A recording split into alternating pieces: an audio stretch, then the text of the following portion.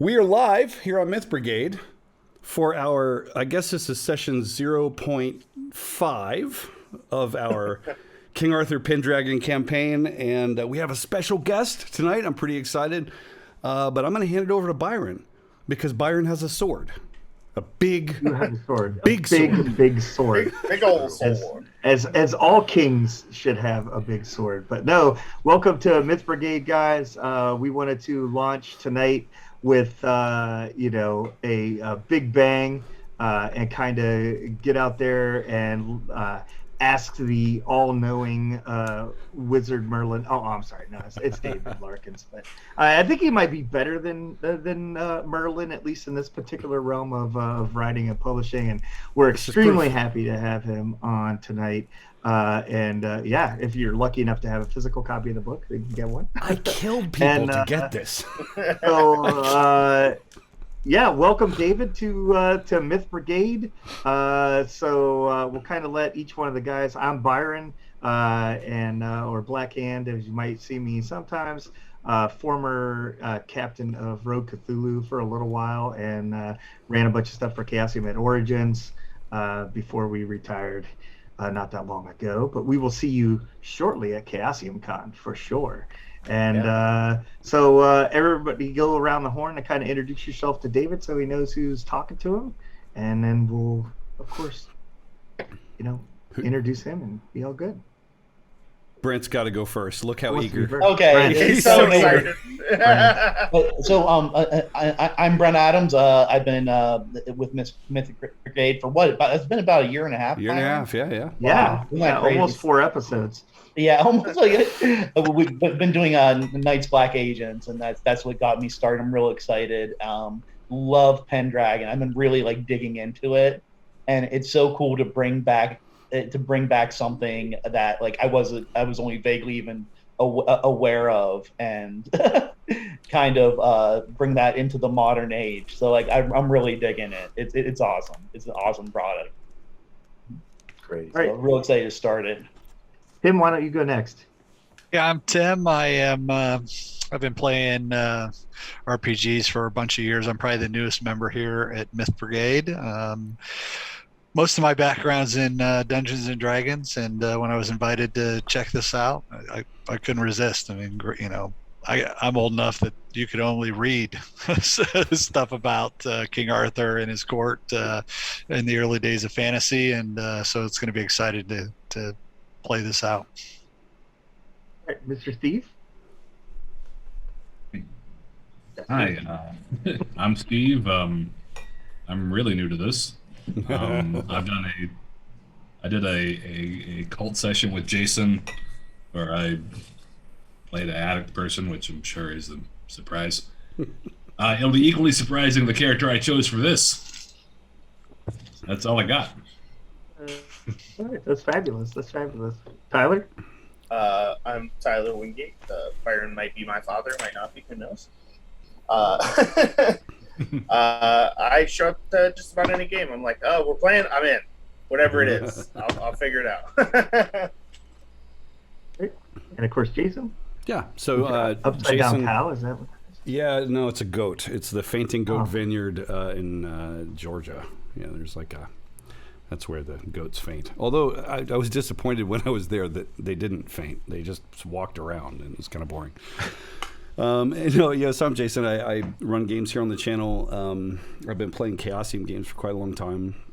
Call of Cthulhu in particular, is something that's just near and dear to me. But I love the depth that you've gotten in this game, and I've got questions, and I'm an aspiring writer as well. But happy to be here. I'm playing Beardsley Allington, which you'll hear more about maybe later. But yeah, so that's probably enough about me. David, I mean, you're the special guest. So who the heck are you? Why are you here? Why are you excited that we have actually killed people to get this book? Yeah, hey, everyone. Good to meet all of you. Thanks for having me. So I, apart from just being some random guy who wandered into your Zoom chat, I am the line editor for the King Arthur Pendragon role-playing game. I'm also the author of Berlin the Wicked City for Call of Cthulhu. Yes. And sundry other products that haven't come out yet. Oh, nice. Yes. But yeah, the Pendragon is my main gig, for the last couple of years, and yeah, I'm always happy to talk Pendragon. How do you get a gig? How long were you sort of paying your dues before you get a gig as a line editor, or actually are given like the opportunity to have your own book? I mean, that's some heavy lifting. So, what's your history like there? Yeah, no, it was sort of half intention, half serendipity. I basically made a resolution that I wanted to start writing in the gaming industry. I've been playing since 1991, and back around 2014 or so, I was like, I should try my hand at this, see if I can, get something published, and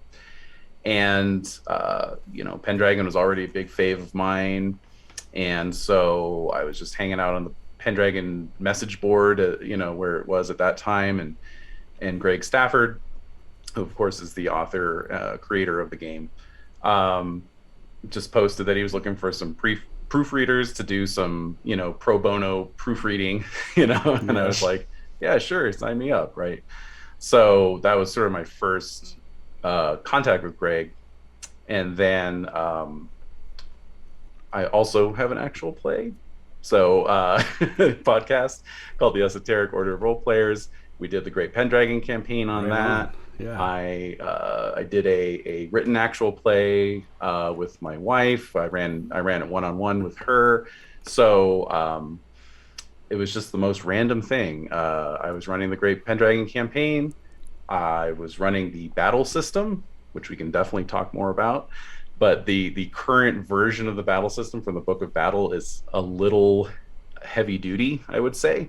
And I was like, I wonder if there's a spreadsheet for this, because it's that level. Yeah. And so once again, I went back to the message boards and found someone who had posted about making a spreadsheet.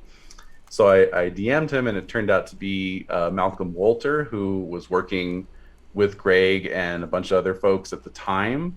And he had gotten into the game from reading my game reports from, the campaign I ran with my wife. So he knew me through that, and in fact, I was the reason he'd gotten into the game. And so he was like, I have to get you working with Greg. And that's kind of where that went. And then, I just started, doing copy editing. You'll see my name in like the Book of Uther, Book of the Warlord. I think I'm in there. And, I once heard somebody describe Greg as a serial enabler of people's dreams, which I thought was a really good way of putting it. And so I got to know him over the ensuing years. And, as I was getting more work and kind of building up my portfolio and working on the Berlin book, which is sort of my, my journeyman piece for Chaosium, like just to show him I could do something, That's a heavy lift. And of course, knowing Greg kind of got me in on that, That's a heavy lift for a proving ground, right? Is a book like Berlin. I mean, there's a lot of history there. There's like, I don't know. You're not writing a 5e book, is what I'm getting at. Like, that's some heavy shit. That's really cool. Yeah. Yeah. It was a book that had been in my head for a long time. So I was super happy to get a chance to write it finally. Right on. And so Greg and I just got to talking at a Gen Con, and he said, "What do you want to do?" And I said, "I want to be line editor for Pendragon." And he's like, "Well, that's my job." I'm like, "Oh crap," But he said, "Well, who knows, right?" And then like a year later, he called me up and said, "Hey, I'm looking to retire. Do you want my job?" So there you go. Nice. Sadly, he passed away 4 months after that. So we only had a little bit of time working together in that capacity, but we had worked together for, several years prior to that, about 5 years prior to that. So I think you're carrying on the legacy awfully well, for sure. Thanks. So I've taken up a lot of air. I'm sorry. I tend to do that. Oh, you're okay. Yeah, no. Oh, you're good. Brent's like, yeah, you do. Shut up. It's good to be the king. That's what you get to do. It's your channel. So yeah. Ouch. So yeah, I mean, we're excited. I watched when I was started investigating Pendragon. I watched you ran an episode of I think it wasn't the hunting party, but I can't quite remember the name. But you ran it at Gen Con, and yeah, so I watched the online thing of that on YouTube, and it really kind of got me into the game a little bit. And we decided Oh, great. we love RP. Every one of these guys on the channel is a fantastic role player, and it's great to have them in a heavy RP style game. Some of us played Kingmaker by Pathfinder. I'm probably familiar. And so we really loved the whole like system of having like the generational side of things and building up your own castles and all that stuff. And so I was looking for a new game to run, and kind of I was on Chaosium's website doing some things and found King Arthur Pendragon, and the first thing I wanted to do was buy the book. And so I couldn't, because it seems like all the copies of 5.2 are in the Australian warehouse. Yeah, they stole them. Yeah, no, Chaosium just has regional, distribution hubs, and we've just simply sold out in the US and the UK warehouses, and they just have some, remaining in Australia. But I'm sure those will be gone at some point too. And of course, as I'm sure all of you are aware, the reason that we have not done another print run is because the 6th edition is coming out this year. So it wouldn't make a lot of sense to do a print run, that close to release. Yeah. So tell us more about this 6th edition. Yeah. Well, that was the thing that when Greg, brought me in as line editor, I mean, that was the project, right? This was something. So 5th edition came out, almost 20 years ago. I think it was 2004 or 5, somewhere around there. Yeah. And Greg had actually started working on 6th edition about 10 years ago. And he really wanted it to be his definitive statement on the game. Much like Call of Cthulhu, Pendragon is not one of those games that like radically changes between editions. It's more like it was just an opportunity for Greg to maybe make a few little mechanical changes, things that weren't working too well, or turned out the math was wrong on something or whatever, but also mostly just the journey through the almost 40-year history of the game is his journey as an Arthurian and medieval scholar. It was a point of interest for him to begin with, obviously, but in making the game and continuing to make the game, he learned so much more about the lore and the history and everything else. And so each new edition is an opportunity for him to, kind of bake that back into the game. And so, at the top of the manuscript of the 6th edition core rulebook, it just says, by Greg Stafford, and then underneath his ultimate edition, right? That's what he wanted it to be. So, as really tragic as his passing was, one thing at least we could, take forward from that was that he had completed the first draft of 6th edition. And so we really had pretty much 90% of what he wanted the game to be right there. And then the last couple of years have just been, refining, playtesting, refining, editing, just the few little bits that weren't quite fully done, getting those written up, finished up, but yeah, I mean the game in its essential, the 6th edition in its essentials, was left to us by Greg.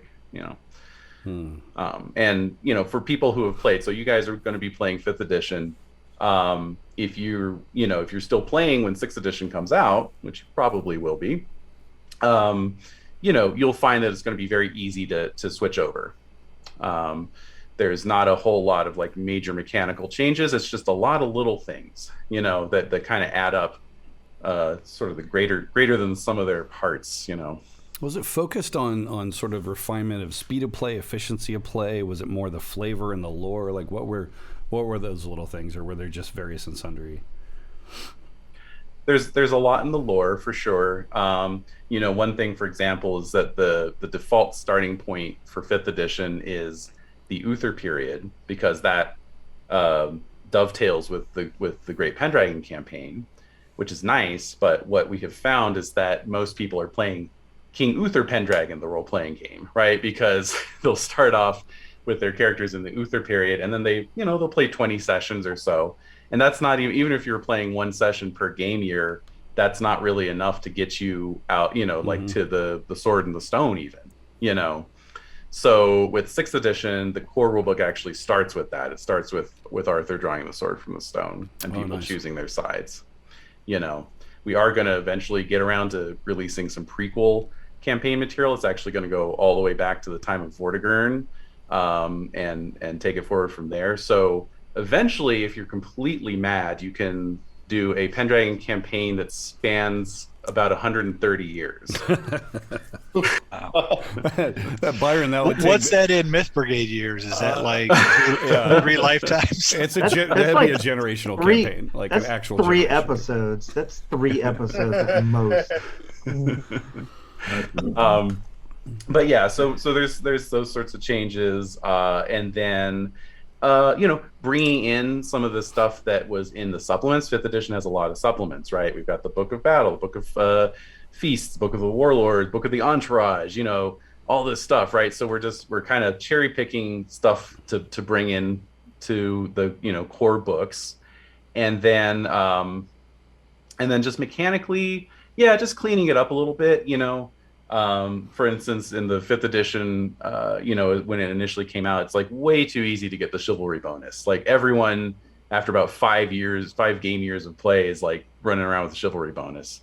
And now it like really counts. If you get the chivalry bonus, that's almost like as good as getting on the round table. It's like, it's really, really means something. And there's a lot more benefits for getting it now too, right?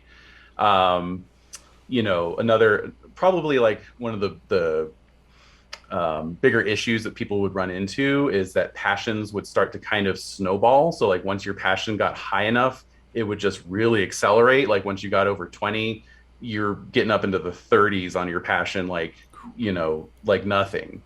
You can still do that, but it's going to push out all your other sort of related passions. So if you have like a really high loyalty for King Arthur, it's going to make it so that your loyalty to your lord, if King Arthur's not your lord, is going to be that much more reduced, which might cause some issues. Your lord might get a little jealous of that, right? If you have this overwhelming love or hate for somebody, it's going to really push out everything else, right? You're going to kind of ignore your family. You're going to ignore, other people that you might have, deep feelings for. So we just wanted to kind of introduce a little bit of a consequence for having a really high passion. Stuff like that. Nice. You said in one of your last streams with James from Chaosium, you guys were talking, and I saw it on YouTube. You guys should check that out if you haven't seen it. You can get some good updates on what David's been talking about, even prior to this episode from Myth Brigade. But you mentioned in there that maybe you were trying to shoot for Gen Con for a starter box? Mm-hmm. That is the intention. Obviously, right now, things are super chaotic when it comes to, shipping and fulfillment, to say nothing of printing. So I hope, I hope we get it in time. Who knows? If it's not by Gen Con, it will be shortly after. I mean, if we miss it, we're probably not going to miss it by very much. It's like worst case scenario. Super aggravating, but whatever. Worst case scenario, you guys will come into Gen Con with a picture of the box set. Just here's what it's going to look like. It's serious. Yeah. Well, actually, I am hoping that maybe if we don't get enough to sell, we might actually have a printer's proof we could at least bring along. Something like that, right? So yeah, I think I might have to put Gen Con in the cards, at least maybe for a day visit, if nothing else. Just to get out there and see it. So what would you say to like somebody who was picking up Pendragon for the first time to even peruse it or think about it? If they had, they might say to themselves like, well, yeah, I don't know anything about King Arthur Pendragon or King Arthur at all. except for maybe like, I watch Monty Python and the Holy Grail, or something like that. How would somebody feel about still playing the system and not having any of that knowledge? What would you say about that? That's perfectly fine, and in fact, I want more people of that description to get into the game. I was that person. I had an interest in King Arthur. I saw Excalibur at a very impressionable age, but I didn't know a whole lot, and I certainly didn't know. I didn't know my counts for my dukes, for my barons, or anything like that. It was a learning experience to start playing it, and I would say even, the first Pendragon campaign I ran, even though I knew it was a different type of game, and I tried to communicate that to my players, a lot of them did come in with a certain like D&D-ish attitude, which that's not what this game is, right? And we played through a couple sessions where it sort of felt a little bit like that, a little bit of a hybrid Pendragon D&D experience. And I think about the third or fourth session just, clicked, and everybody kind of got it. And then from that point on, it was just like, okay, I see what we're dealing with here. Let's do this, and it was pretty epic. So there's this moment where someone says, okay, so there's not going to be a beholder, right? So you're saying, no, that's really cool though, because I growing up as a kid with role playing games, it inspired me to sort of investigate, medieval politics and currencies and just little subtleties that I think this game it will literally just sort of force feed you in a way, like it immerses you in that, which I think is fantastic, and I think that's Greg's contribution. The following question: so you mentioned he's an Arthurian scholar. Mm-hmm. Where do you sit in that spectrum, and what was the learning curve like for you to be able to pick that up and like really contribute and understand the lore and catch errors here and there? Like that's something. Like, how did you approach that? Yeah, it's a lot, and in fact, like what we basically have right now is a collection of people. It takes a collection of brains to equal Greg's brain. Oh wow! Right. Yeah. So, I've been on my journey. Like you get into Pendragon, you can't help but kind of go on this journey of like reading the literature and reading histories and whatnot. So, I've been on that journey for 15 plus years. But I've got some folks on my team who just blow me out of the water on a regular basis. Like I don't even try to compete with their level of knowledge on this stuff. They read old French. This is the level we're talking about here, right? Where they can actually go and read the the medieval romances in their original language. So, and it's great, and then we've got our sort of game system boffins, who know how to look at all the odds, every which way, and a lot of these folks. I mean, one of our team members was in Greg's gaming group in San Francisco. All of us knew Greg for a long time, and all of us have like kind of our different takes on the game and like what we're really specialized in. So my task really as line editor is kind of knowing everybody's strength and knowing like who to put on what project or who to come to if I have an issue. Hey, can you help me? Like, is the math on this right? That kind of thing. So I'm kind of the jack of all trades. And then we've got our specialists, working on it as well. Nice. Yeah, I was going to say, could you just build on you were talking about your players' experience transitioning maybe from like a D&D background into something like this. The portions of the book that I've read, I've just been blown away with how thoughtful it is and how much perspective it gives you. The whole history part, where you're building up to where we are in this time, just really adds a flavor that's awesome. But it's also, to me personally, a little daunting, right? Like, oh, I want to do this justice, but I have, super shallow on any of the historical aspects of this game. So, yeah, would you give some tips or, just put our minds at ease a little bit? Yeah, of course, absolutely. And yeah, I mean that, I think that's a pretty common, perception when it comes to basically any game that has something of a historical setting, right? You kind of go like, oh no, I don't want to get it wrong, and so the first thing to understand is that everybody's Pendragon campaign is their Pendragon campaign. So whatever your version of Pendragon is correct, right?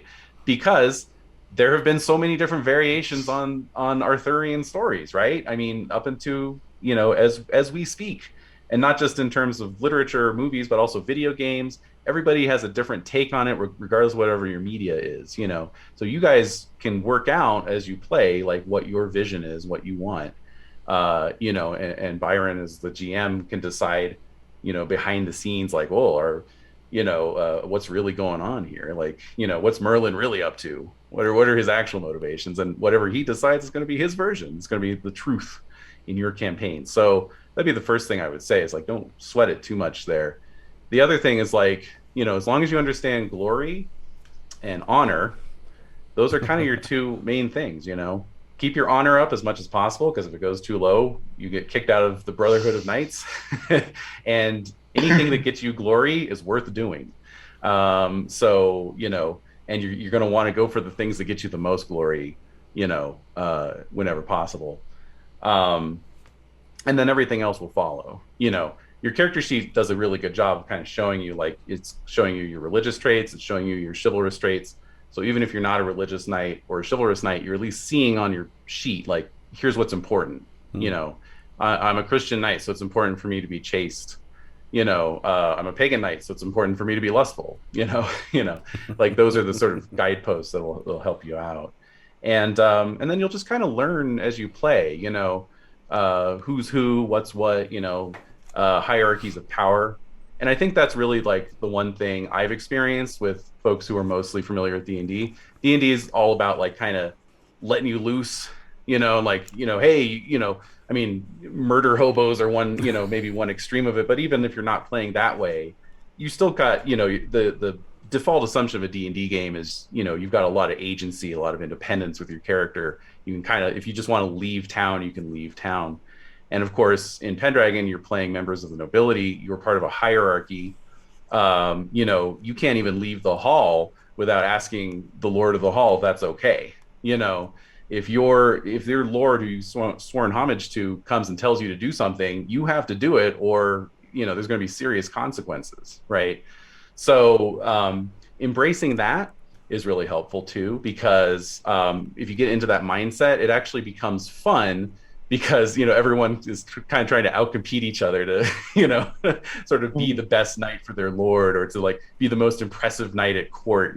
Because guess what? That stuff gets you glory. I think what I really sorry, yeah, it's my turn, Byron.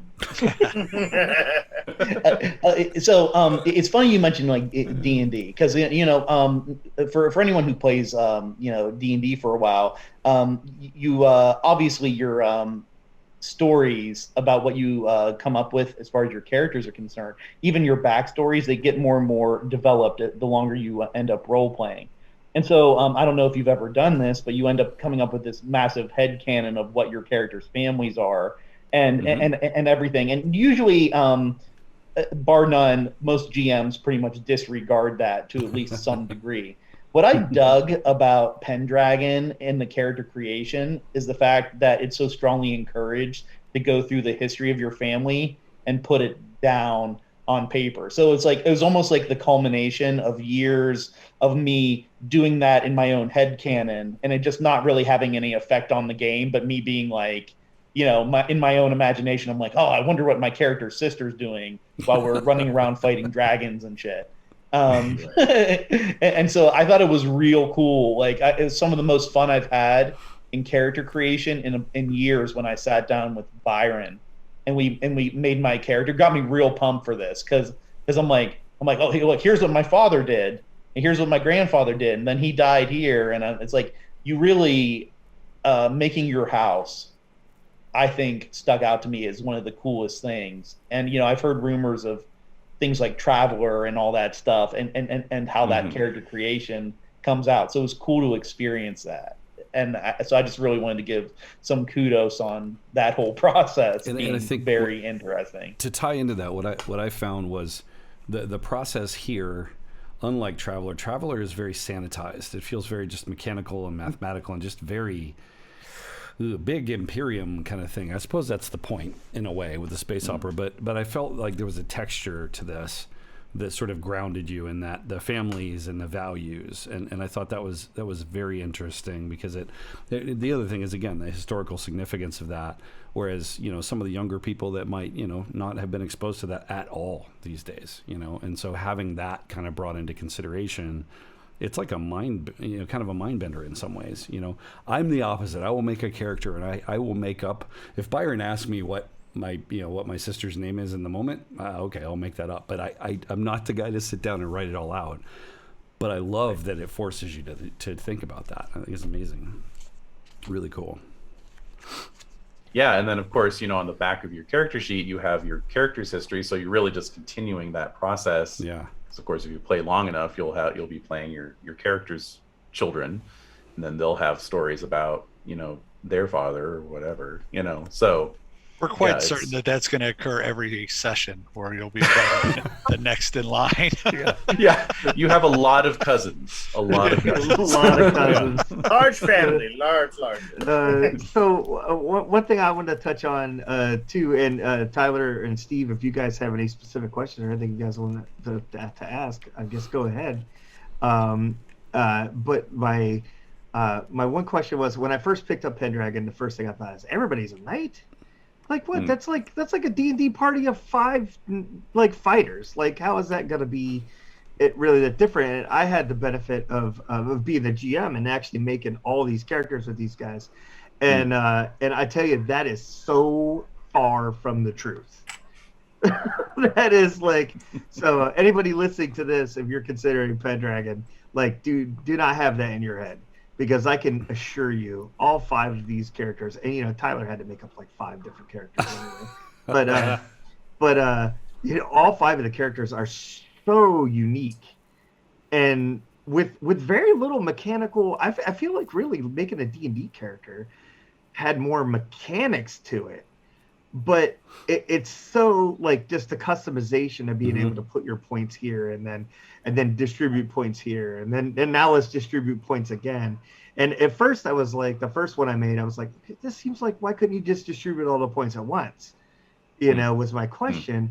But it made sense after making a few of them of why it's staggered like that, to allow you to really force to think about those individual pieces of it. Do you have anything to add for like character creation wise?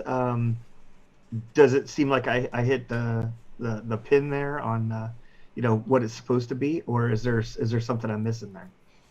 Well, no, you're absolutely right. I think the only thing I would add to that is that unlike a lot of RPGs, you will find that the character creation is really just the tip of the iceberg, and that what you'll find through play is that that's when you're really gonna get to know your character, because you're gonna get those unexpected critical successes on your reckless passion. You're gonna get, or reckless traits. You're gonna get the fumble on your love passion.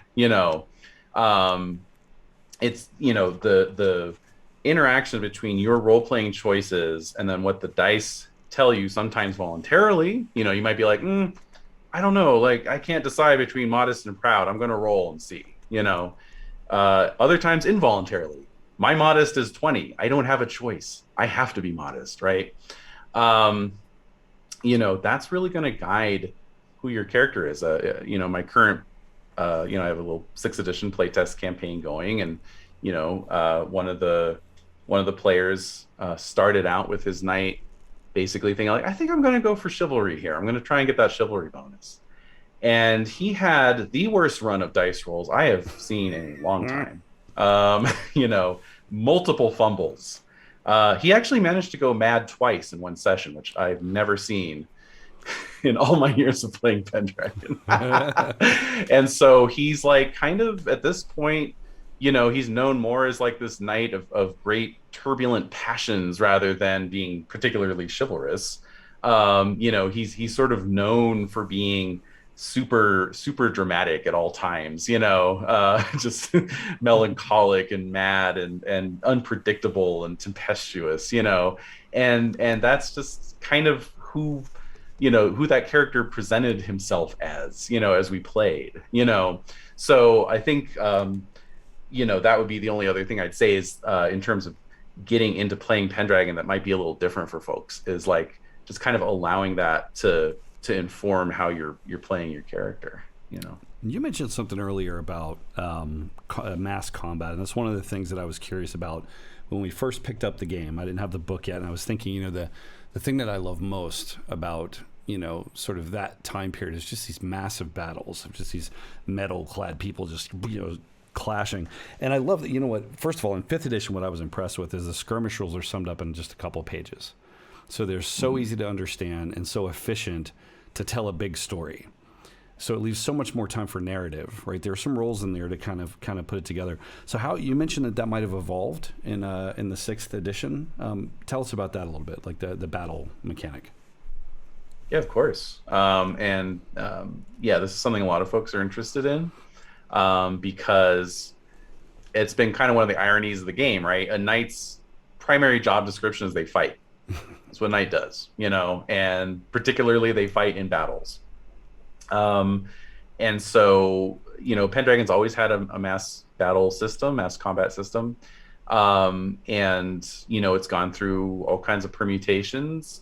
And, Greg started out as a wargamer, before he was writing role-playing games, he was a wargamer. So he had a bit of a wargamer's brain, and so, there are certain times he'd kind of go down those rabbit holes, and, do a really sort of, Baroque take on how to do battle mechanics. So in the 5th edition, the core battle mechanics are pretty straightforward. I know folks who don't even bother with those. They just run battles as a series of skirmishes using the skirmish mechanics. But then the Book of Battle, Greg wrote the Book of Battle, and that definitely delivers a much more epic battle experience, but definitely at the cost of complexity. Not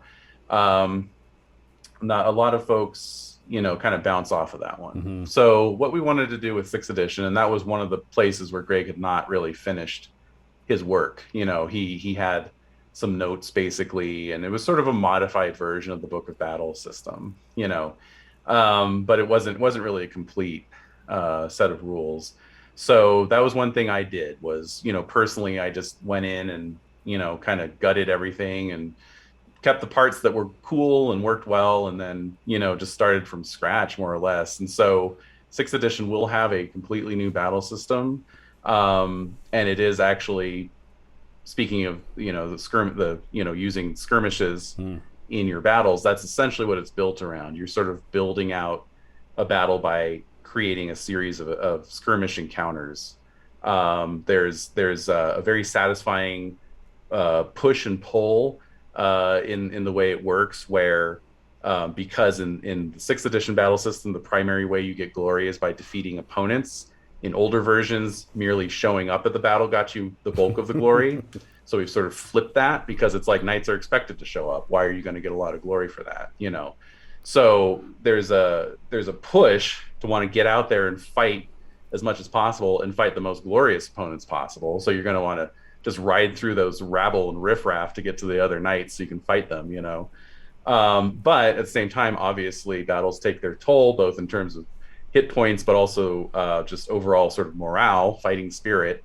And so, you're kind of having to circle back and retire to the rear and catch your wind and then go back in, and then there's opportunities that might present themselves, like capturing a enemy standard or fighting the warlord himself, or raiding the baggage train. Those might come up from time to time, but yeah, I found it to be pretty dynamic. And I also wanted to inject more player choice into the mechanics. So rather than just kind of witnessing things and making some attack rolls and so forth, now it's sort of like if players are, all the players are rolling their battle skills, and if they're rolling well, they can choose the encounter rather than the GM choosing the encounter.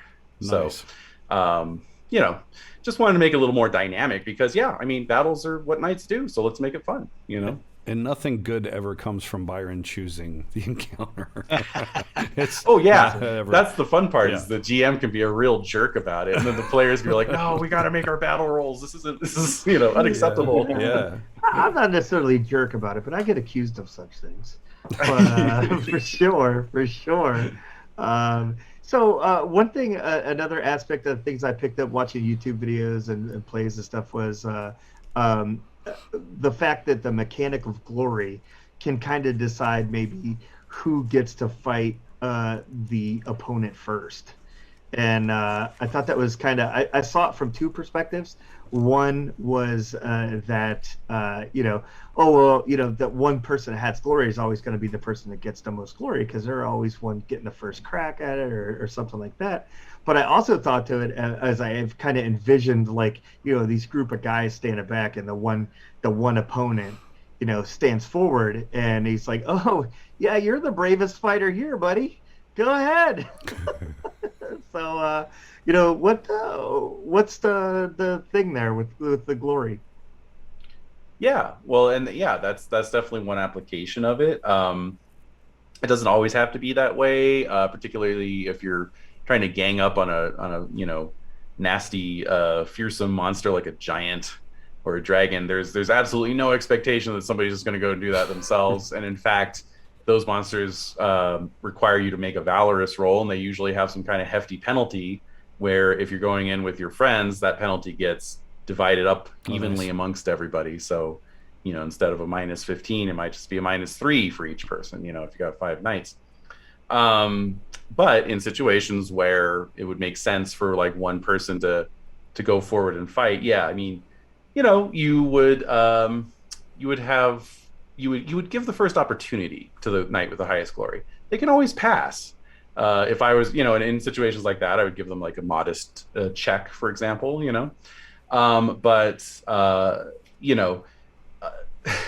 speaking of my playtest, like recently actually had a situation where there was your classic knight guarding a crossroads and not letting anyone pass until they jousted with him. And so they went in order of glory and he jousted down every single one.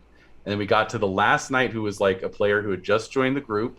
He was, Bush League, nobody knew who this guy was. He was out of, just this total no-name guy. And of course, he jousts down the challenger and, wins and gets everyone through. So it was a great moment for him, So, those kind of situations can sort of produce unexpected results, for sure. Nice. That's awesome. Cool. I'm trying to think of. So how? So the Book of Knights and Ladies has a lot of like alternate nationalities and so forth that you could play and stuff like that. Is it very daunting to start out with some of those in the party, or like I know one of our characters actually, Steve, has created a Dane. So he's kind of like a big 6'3" Viking that weighs like 288 pounds, and Tyler's latest character actually is a Hun. Which good. Good. I found out. Holy crap! Huns are from Hungary. Like that's a Hun. I was like, wow, was I stupid? I was like, huh? Huns were like Slovak and stuff. Like, God, I had to go look at. I had to literally get out a map and be like, oh, yeah, okay, sure. Yeah. So, how would you approach like if they died, and they had to pick somebody from that family tree, I think some of the ideas they had were like that it was some knights that were kind of some squires or knight or people that had come over because of certain things. And how would you approach like a new character from that perspective if the original character had passed? Yeah, that's a really good question. And yeah, I mean that is obviously in the core game, it's like, oh, you're all from Salisbury, you're all Cumric Knights and everything, and that's for that reason it makes it simpler, right? If you're just starting out in the game, you don't have to worry about those sorts of things. But the lure of multiple character options is a strong one. So I totally get that. And yeah, I mean that's exactly it. You know, usually in the literature when you have foreign knights coming to Britain, you know, they're usually either coming as a delegation or they're, you know, I mean sometimes yeah they are on their own, but you know oftentimes there's like maybe at least one other family member who comes with them, or they're just the first one and then others, you know, arrive as well. So, you know, very easy to, and obviously, yeah, if you have a squire who's close enough in age, you know, just have the squire knighted as a foster child, essentially, until, you know, if the knight has produced a legitimate heir, you know, you just kind of want to make time until that heir comes of age, you know, or like similar token, you know, if that knight is married, you might have a knight relation of the wife, you know, that you would play until the heir comes of age, you know, that sort of thing. I mean, you know, getting an heir is pretty important, you know, if you want to do that generational play. So that's just a note for everybody. You know, try and get married as ASAP. Reproduce. Yeah. Yes. That's right. Okay. I can't wait, Mario. You're gonna be. What do you do? I'll be like, reproduce. That's what I do, right? I take my bonus action and reproduce. I love that consideration though, because I mean, you know, think about going back to D&D. Like, you know, half the time in D&D, you're not even thinking about food and water unless the GM reminds you, "Hey, it's been days since you've hydrated. You're getting a little parched." But in this situation, you're like, "Oh man, like I need a child. Like I gotta go into battle, and I don't have a." Yeah, that's deep. Steve, we're on a journey. Yeah, just to piggyback off of what Byron had asked. Yeah.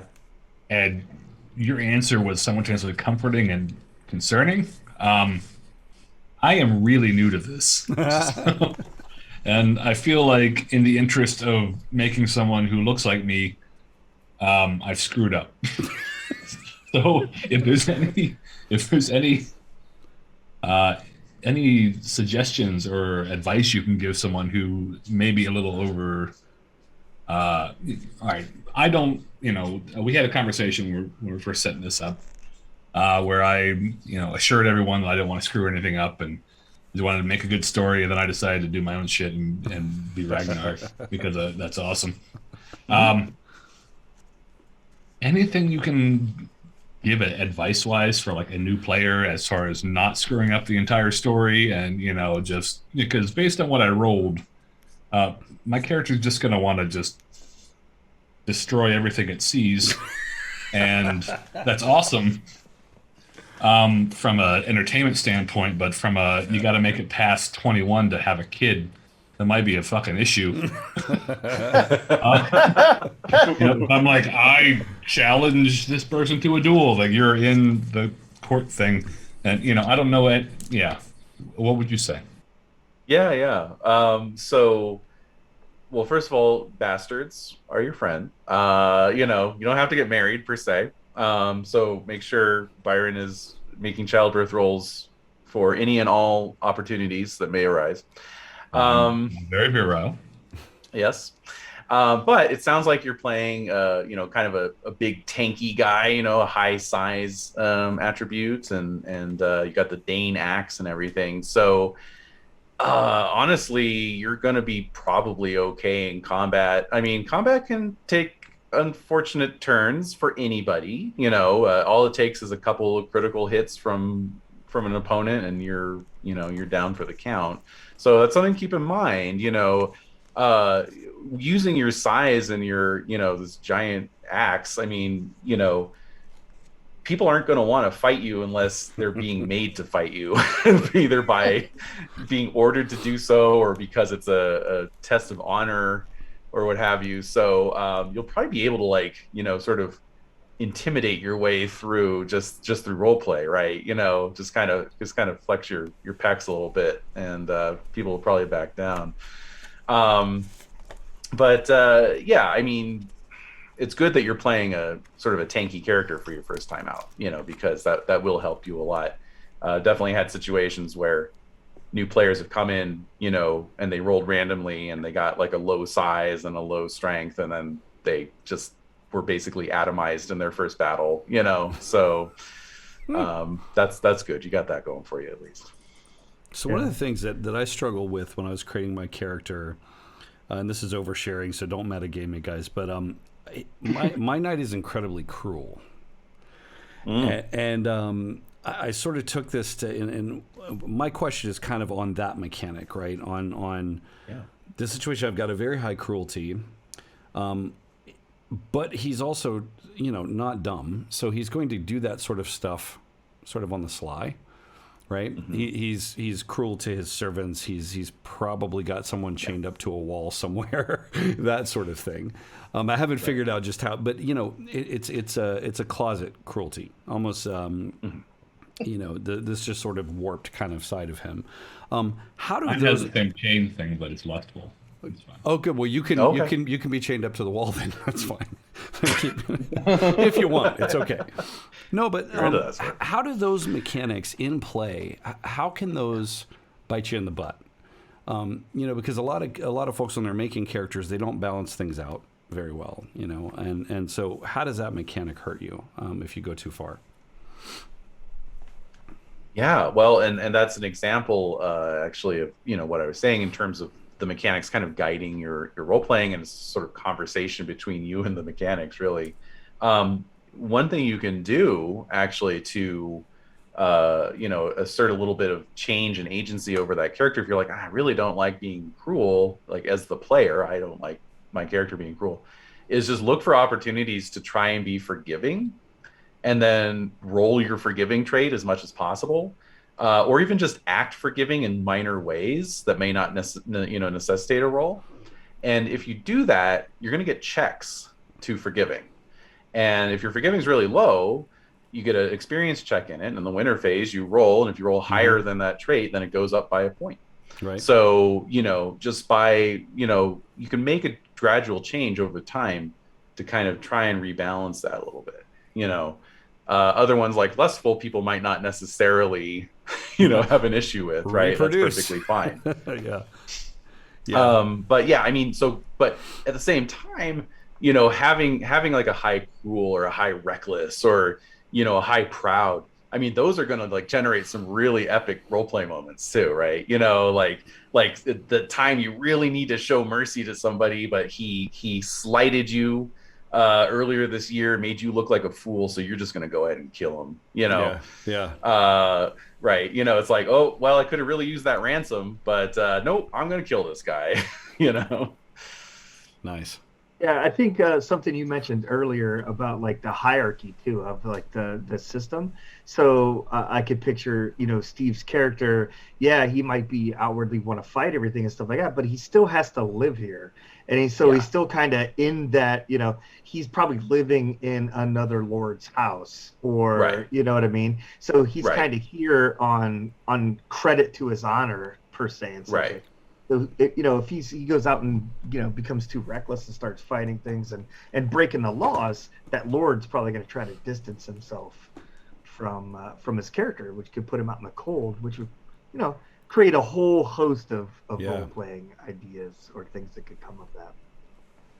Yeah, absolutely. And, you can use those for like internal struggles, like, if you're the guest of a lord, that's hospitality, that's a sacred tradition, right? You don't want to break that.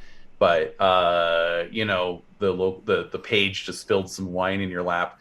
Well, make a opposed roll of cruel versus hospitality to see which one wins out. Whether you're going to backhand this page in front of the lord who's offered you hospitality or not. And I love the opposition system. That is one thing I wanted to point out. I love that mechanic because it forces you to make a choice against all odds, right? You're just sort of like, normally maybe I won't do that, but now it's like, no, you're gonna roll for those two things. I love that. I was like, I love it. Yeah, that's cool. Tyler, do you have any specific questions or things for your Nah, everything I really was thinking kind of got hit. All right. The last thing I'd have. Go ahead. Yeah, the last thing I was going to say is, so David, what to the interwebs, what is your sales pitch? What's your reason that players should try Pendragon? Like, whatever game they've come from, why should they pick up? Why should they travel to Australia and get this and be at Gen Con to get the box set? Like, but what should compel them to do it, in your own words? So if you want to, well, yeah, I mean, it's for me, it's obviously a little hard to boil it down, but I would just say, first of all, if you like medieval history, if you like medieval folklore, that kind of stuff, obviously you need to try this game.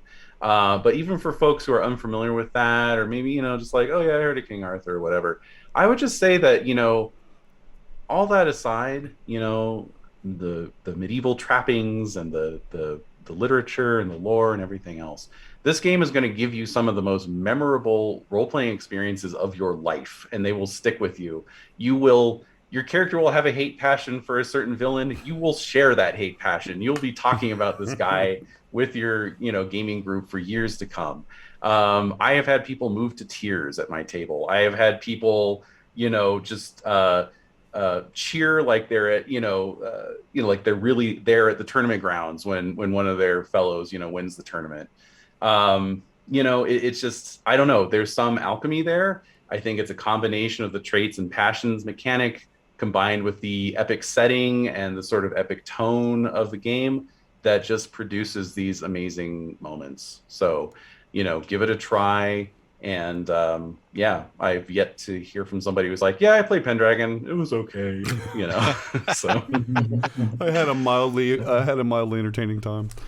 Yeah. Yeah, exactly. That's amazing. Nice.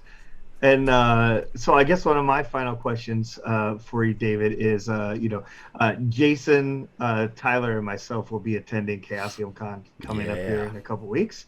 And, we were really disappointed, and there's not a lot of Pendragon going on. Or, I'd say that we'd like to know, number one is, can we get you to run a pickup game for us? And if not, then number two would be, if I was to run a pickup game or put a game on the list there, would you play in it? Ooh. Yeah. So I think my only issue with Chaosium Con is it's so short. It's just the 2 days, and so I have a couple games I'm going to be running. I have a couple panels I'm going to be on. And, otherwise just kind of leaving things open. So, yeah, there's definitely possibility there for running or playing in a pickup game. So definitely, let's talk about it. Yeah, okay, sounds like a plan. Awesome. Let's talk more about that. And maybe I can get another game scheduled, because like I said, we used to run all the Cthulhu at Origins for Chaosium. So I know Vic and Todd and all those guys very, very well. Great. And of course, you probably see me repping Symphony Entertainment. You probably know Bridget Jeffries. Great friend, great friend of mine. So, awesome. We're definitely looking forward to things. We want to be respectful of your time. We asked you to be here for an hour with us. That time's coming to a close, but you're more than welcome to hang out longer if you choose to hang out with.